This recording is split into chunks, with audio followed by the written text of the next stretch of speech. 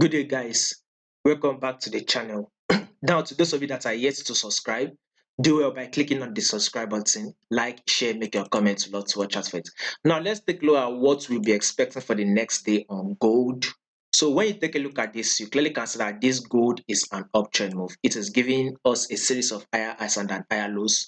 So, we will see something. But before that, guys, if you are yet to follow us on Telegram, you will find the link to our Telegram channel in the comment section. So go to the comment section, click on the link that will take you to our Telegram channel and do well to follow us on Telegram. Now, when you see this gold, this is higher highs here.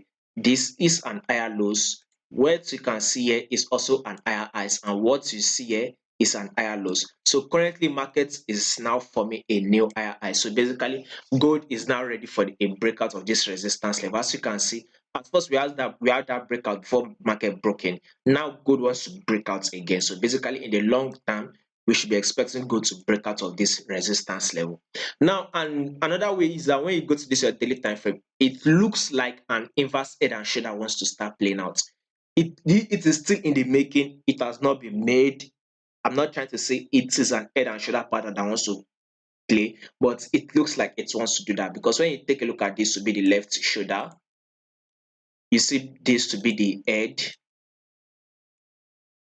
right? And this is the right shoulder. And if that will be the right shoulder, then we should expect gold to actually go ahead and break out of this neckline. That means it will be a confirmation that this is an head and shoulder pattern. So it is still in the making because when you go to the forward time frame, it looks like markets wants to drop this level. So if markets will drop and take out these lows, if markets, like I said, I will say it again, if market can drop and take out these lows, then expect it to drop to the level of 2004. And guess what will happen? Markets will definitely give us that bullish move that will smash out all these splits. So basically, gold is ready for the buy, is ready for the bullish move, but it depends on how it's going to play out.